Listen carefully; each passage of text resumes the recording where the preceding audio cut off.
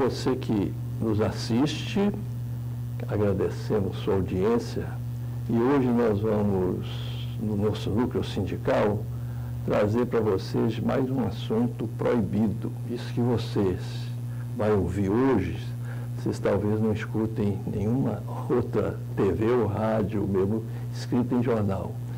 Mas nós vamos falar também da história do Brasil, porque se confunde o produto dessa empresa com a própria história do país, enquanto, inclusive, na sua edificação de se tornar uma nação.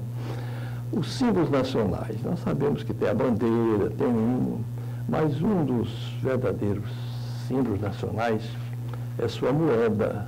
Ali você tem a sua representação nas esfinges, os vultos aí da nação brasileira. Você já deve ter visto Dom Pedro I, Dom Pedro II, Dom João VI, Santos Dumont e inúmeros outros, e também nos nossos produtos.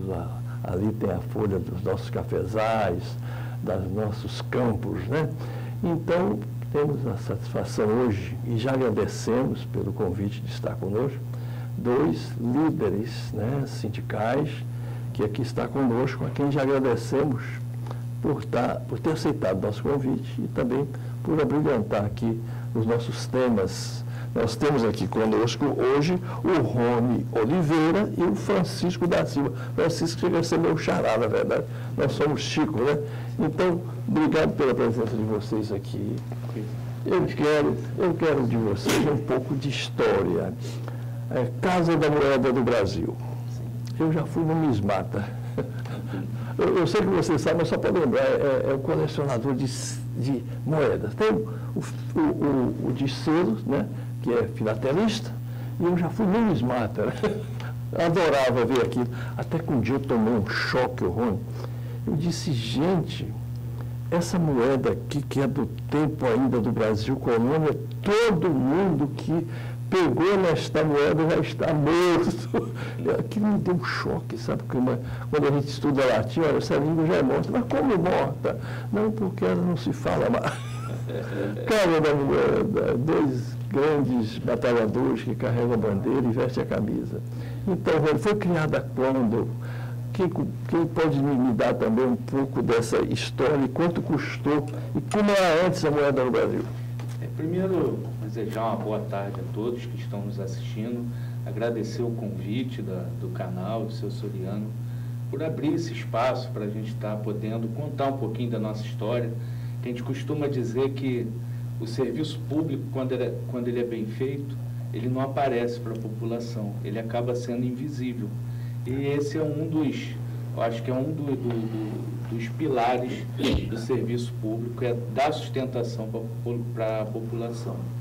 E aí, seu Soriano, a Casa da Moeda ela é fundada em 1694, portanto, há 325 anos. Nossa. Ela só é mais jovem do que os Correios, né, que é a empresa pública mais antiga do país, e ela é fundada desde a época do Brasil colônia, a partir do início da mineração em Minas Gerais, a descoberta do ouro, dos metais preciosos, e aí a Casa da Moeda do Brasil, que já teve sede em Pernambuco, já teve sede em Salvador, e né, maior parte do tempo no Rio de Janeiro, onde até hoje ela é instalada. Só existe a Casa da Moeda no Rio de Janeiro, essa é informação importante. Então é um prazer para o nosso Estado ter uma empresa do tamanho da Casa da Moeda que compõe aí um dos pilares da soberania nacional. E aí, durante o tempo, a Casa da Moeda ela vem se modernizando. Em 1973, ela inicia a sua confecção de cédulas, que até então as cédulas eram importadas de outros países. E aí, na época, o governo entendeu que também a produção de cédulas era uma questão de soberania nacional do Brasil. E aí a gente inicia a produção de cédulas aqui no Brasil desde 1973. Então, nos últimos anos, o Banco Central nos deu um novo desafio, que foi essa nova família do real, que está aí hoje, que é uma das cédulas mais seguras e modernas do mundo. Então, no ano de 2008, a Casa da Moeda faz um investimento de aproximadamente R$ 1 bilhão, modernizou todo o seu parque fabril, né, para estar atendendo a população. Então, hoje, a Casa da Moeda do Brasil é uma das casas da moeda mais modernas do mundo, e aí é produzido todo o seu meio circulante, cédula, moeda. A Casa da Moeda também é responsável por produzir um produto importantíssimo para a nação, que é o nosso passaporte, né? O brasileiro, a gente costuma dizer que ele se parece com todo, né? Brasileiro, ele é russo, ele é louro, é negro, é japonês. Então, sim, o passaporte brasileiro, ele tem que ter um grau de segurança a mais do que talvez de outras nações. Então, além do meio circulante, a Casa da Moeda produz passaporte de todo cidadão brasileiro e também é responsável por fazer vários serviços de rastreabilidade, seja de bebida, de cigarro, e tem um grande potencial para estar avançando nesse segmento de segurança, né, de ser um braço... Segurança, então eu vou falar com o meu xará aí, que ele trabalha nessa área aí, né? Meu xará, e aí, Francisco, complementando, por que segurança? Hoje em dia, a Casa da Moeda investiu lá ele tem um chamado sala-cofre, mas é uma sala-cofre onde você guarda os dados de informações, né? Então, isso aí serviria, porque a gente está sendo transformado hoje em dia, tem a chamada indústria 4.0, o e-commerce, tudo é feito hoje de forma assim digital, né? As compras, os comércios, muita gente já não compra mais em loja física. E a Casa da Moeda se transformou ela criou lá, faz parte da infraestrutura de chave pública do Brasil. Era uma certificadora daquelas negociações que são feitas no mundo digital. É como hoje você, por exemplo, você vai comprar um carro hoje, aí você tem que ir no cartório registrar que você está comprando. A Casa da Moeda, nesse mundo digital, é quem daria essa chancela, né? E tudo isso é feito. A Casa da Moeda estava investindo muito em questão da rastreabilidade, né? Existem hoje tecnologias aí que é chamado RFID, né? Que é um identificador de radiofrequência, aonde ali você pode estar inserindo vários dados de todos os produtos, de toda a comercialização que há no Brasil, e a Casa da Moeda poderia estar investindo nisso aí para poder estar ajudando o Brasil para efeito de diminuição da sonegação fiscal, né? Uma coisa muito importante que a Casa da Moeda vinha trabalhando era na rastreabilidade de bebidas. Então, as bebidas, a Casa da Moeda foi instalada essas tecnologias, e a Casa da Moeda, ela tinha aparelhos lá onde era feito os envasamentos das bebidas. Então, quando terminava, sabia exatamente quando tinha sido invasado, quanto foi, qual foi o lucro daquela empresa, e isso aí evitava a sonegação. Então, a Casa da Moeda teve uma lei, um decreto, que impediu de ela continuar fazendo isso, né?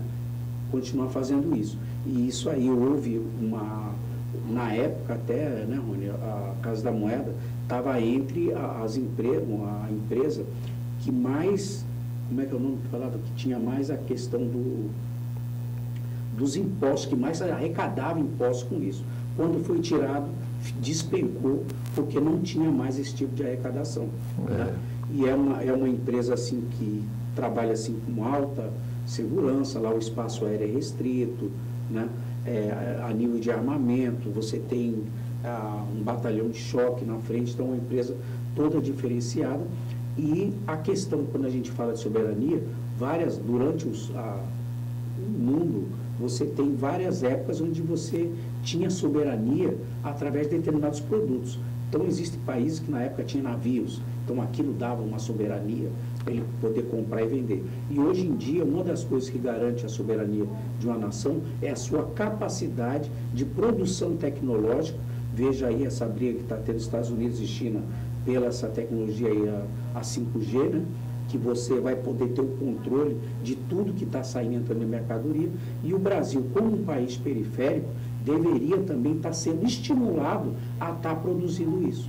Então, uma das formas da gente se manter soberano é fazer com que haja transferências dessas tecnologias para o povo brasileiro e que as nossas gerações possam estar se usufruindo delas também. Olha, o Francisco, eu ouvindo você e o Rony, a gente pode aí, telespectador e telespectadora, constatar, os trabalhadores são patriotas, no sentido também, não só emocional, mas racional.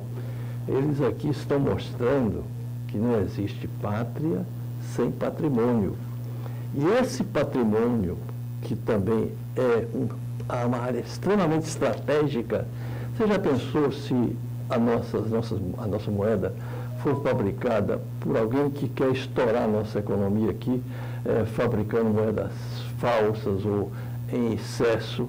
Então, esse setor que está sendo defendido pelos trabalhadores, eu tenho certeza por estudantes, está faltando um setor que é o mais responsável por isso se pronunciar. Eu estou falando das nossas Forças Armadas. Então, sobretudo, quem mais tem que, até com o sacrifício da vida, assim que eu jurei a bandeira do Brasil, defender a nossa nação e o nosso povo, e o nosso território, e as nossas fronteiras, sair do silêncio, porque foram, por exemplo, a presença dos militares na criação da Petrobras, General Horta Barbosa, Marechal Lott, depois assegurando que a Petrobras é intocável. Os irmãos falaram aqui, os dois que estão conosco, dos Correios. Você já pensou se os Correios passarem a ser comprados por Roberto Marinho ou por algum jornal aí que seja de um partido, anti-Brizola, ou um partido que seja de esquerda ou de direita, e ele, no dia das eleições, ele vai retardar, por exemplo, a entrega das cartas para só aparecerem lá depois de pleito realizado. Só para ter uma ideia. E você poder, de forma privada, emitir moedas. Então, você passa a não ter controle da sua economia ou dos seus meios de até lucro, né? O controle é a fonte principal, quer dizer, um dos fatores para você poder assegurar até mesmo a lucratividade. Então, volto aqui a esses sábios companheiros, estão dando um show de bola aqui, me excede assim, até a expectativa, quando eles falam também com tanta propriedade da importância, e eu não sabia, por exemplo, que a Casa da Moeda, além daquela moeda que já foi de prata, já foi de ouro, já foi de cobre, já foi de alumínio, já foi de ligas, né? Também hoje passa por esta derrocada. Então, voltar aqui ao Rony. Rony, o que você acha que devemos fazer? Eu sei que vocês já estão fazendo a parte de vocês, para evitar que esse crime, que essa atentado à soberania nacional se perpetue. Eu acho que, não tenho certeza, senhor Soriano. Nós somos companheiros seriosos. Esse é um canal importantíssimo para a gente falar com a população e abrir o olho da população, que por muitas vezes é levado à contra-informação do que é uma empresa pública. Pelo menos aqui a gente tem toda a capacidade de falar pela Casa da Moeda. A gente acredita que todas as empresas são importantes, mas aqui o tema é Casa da Moeda. Uma coisa que tem que ficar bem clara, senhor Soriano, a Casa da Moeda hoje ela tem uma capacidade instalada para produzir 3 bilhões de cédulas e 4 bilhões de moedas. Só para o senhor ter uma ideia, neste ano de 2019, somente 11% da capacidade do setor de moeda está sendo utilizado e 50% da capacidade do setor de cédula está sendo utilizado. Por que eu estou dizendo isso? Em 2016, o governo, 2017, emitiu uma medida provisória para autorizar o Banco Central a comprar cédula no exterior. E aí, alegando que a Casa da Moeda não tinha capacidade de entregar... Mas aí já foi o governo golpista, né? Temer, que assaltou o poder no Brasil. E aí foi feito um processo espantoso, sem licitação.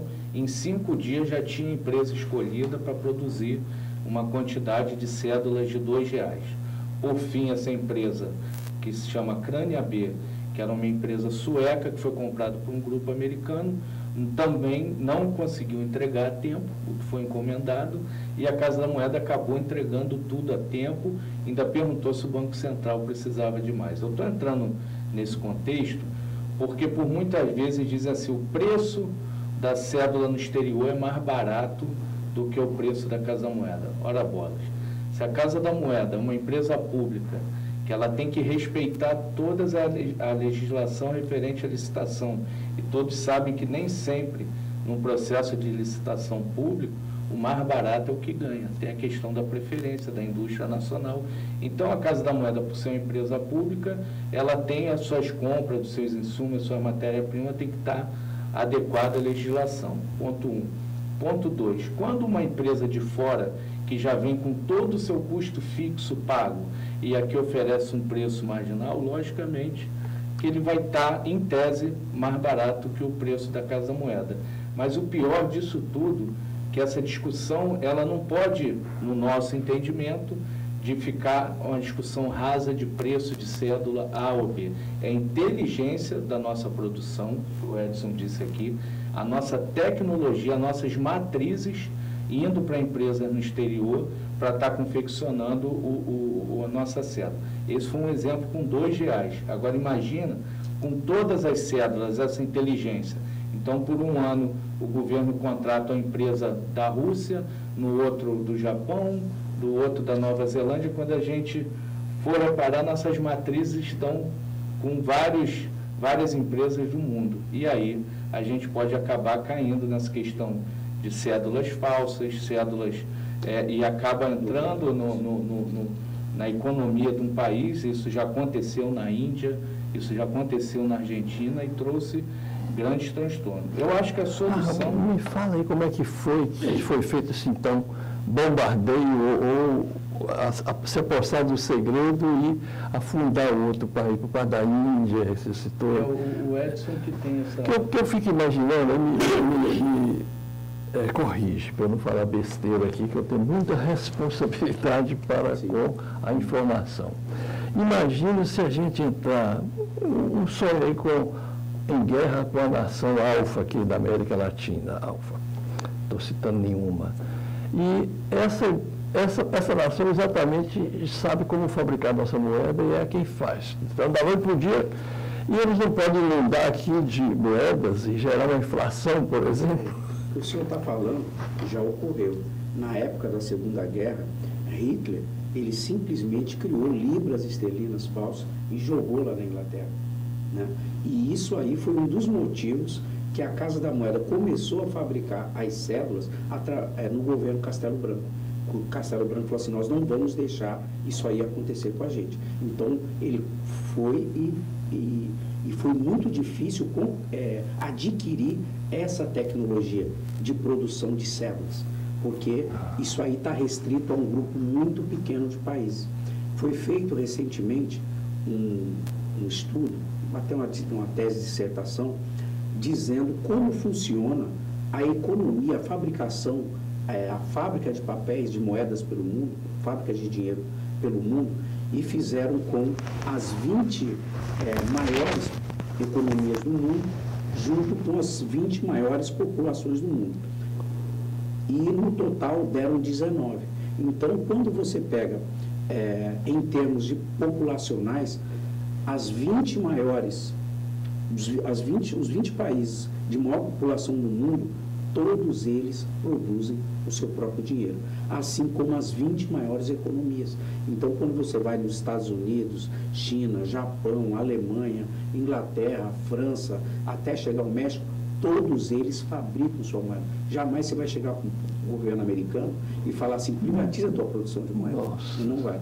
E um outro detalhe, 89% da produção de cédulas e moedas no mundo são feitos por empresas estatais. Somente 11% são feitos por empresas privadas. E essas empresas privadas, aonde você tem a Toma Delahaye, né, onde tem a Crânia B, essas empresas só fazem para países uma população pequena. Então ela faz, por exemplo, para o Uruguai, porque você tem uma fábrica de dinheiro é muito caro, requer muita tecnologia, requer muita inovação. Então ela faz para esses países, dizendo que no mundo hoje nós temos uma média aí de 196 países, 25 deles, que são as maiores economias, produzem a sua própria moeda, já os outros, que são países com 2 milhões, 3 milhões, 5 milhões, é que fazem essa produção. E só para poder fechar aqui, a Nigéria, que é um grande país africano, ela foi no mercado privado tentar uma produção de 4 bilhões de células, não conseguiu, porque a maior empresa só tem capacidade de produção de 6 bilhões. Então a gente nem tem, por isso que quando eles fazem aqui para a gente, eles fazem com uma quantidade muito pequena, né? E realmente acaba, é uma questão de falta até de patriotismo do nosso governo não fazer e não saber que isso aqui nós estamos estimulando e estamos cada vez mais fazendo essa soberania. Inclusive a Casa da Moeda, vou deixar aqui o Rony falar, produzia cédulas e moedas para outros países, como a Argentina, Haiti, né? Venezuela, Paraguai. Só para acrescentar o que o Edson... E com isso é entrava divisa no Brasil. O que o Edson acabou de dizer, a Alemanha tentou privatizar a Casa da Moeda. 2 anos depois viram a besteira que fizeram e reestatizaram a Casa da Moeda. Sim.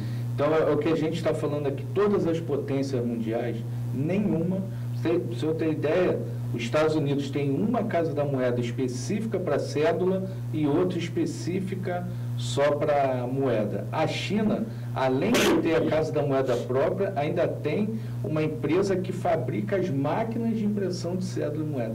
Você vai ter ideia da importância que esse tema tem no mundo. E aqui no Brasil, ultimamente, tem se falado muito em liberalismo, mas nem o liberalismo entende essas questões. Isso tá parecendo mais com entreguismo, né? Você entregar as suas riquezas, as suas empresas estratégicas com uma falsa justificativa do que o governo ele tem que ser mínimo, ele tem que cuidar de educação, saúde. Ora bola, se as empresas estatais geram riqueza, geram lucro para o país, esse lucro ele pode ser convertido para saúde, educação e sem contar a questão de segurança nacional, que eu acho que é onde a Casa da Moeda está enquadrada. A Casa da Moeda poderia até não dar lucro, mas o papel que ela desempenha para a nação, só por aí você já vê a importância de ter uma Casa da Moeda. E como no momento também está na moda copiar o estrangeiro, está aí para ser copiado. Estados Unidos, como eu disse, Alemanha, França, etc., Rússia, China, nenhuma dessa Índia, nenhum desses países considerados potência tem a sua Casa da Moeda privada. Eu diria, o Rony e também meu xará Francisco, que os Estados Unidos têm um povo mais patriota. Inclusive, a Constituição deles nunca foi rasgada, é a mesma de centenas de anos. E do que diz respeito também até a parte do seu regime assim, democrático, burguês, é claro que não é um socialismo lá, nunca foi também tornado ditaduras. Mas eles exportam ditaduras, eles exportam golpes, eles exportam entreguismo, né? E exatamente é o que convém a eles, o patriotismo deles, que é o nacionalismo deles, que é de agressão, expansionismo, imperialismo, faz com que eles, pelo contrário, façam com que nós percamos a nossa autoestima. Já começa por aí, então, a capturar, essa capitulação. Então, Francisco, eu queria um minuto seu para a gente encerrar, que você fala que essa segurança tem que se converter em ação, em impedimento, né? E de que maneira vocês estão lutando? Estão no Congresso Nacional? Vocês estão também nas ruas? Tem datas previstas de atos? Recentemente, nós criamos aí no dia 28 de agosto uma frente parlamentar mista em defesa da Casa da Moeda do Brasil, no dia 28, e para poder realmente estar impedindo e criar uma barreira que venha a mostrar para a sociedade a importância da Casa da Moeda. E isso aí veio por parte da nossa empresa do governo, em forma de retaliação, e hoje nós, dirigentes sindicais, estamos sendo impedidos de entrar dentro da Casa da Moeda para falar com a nossa base, né? A gente não está tendo acesso a e-mails, as informações que a gente tinha dentro da nossa base, e isso aí é a retaliação daquilo que está sendo. A gente está aí resistindo, vários colegas, inclusive, eles escolheram lá pessoas que iriam receber e não receber pagamento. Ora, nós somos funcionários da Casa, somos concursados da Casa da Moeda, e nós fazemos a outra atividade sindical, né? Então, vários colegas ficaram sem pagamentos, né? Dentro da base sindical está sendo um ataque ao mundo sindical, e só que a gente está resistindo. Dia 3 agora, inclusive, vai ter um grande ato, né? Movimentado aí pelas centrais, né?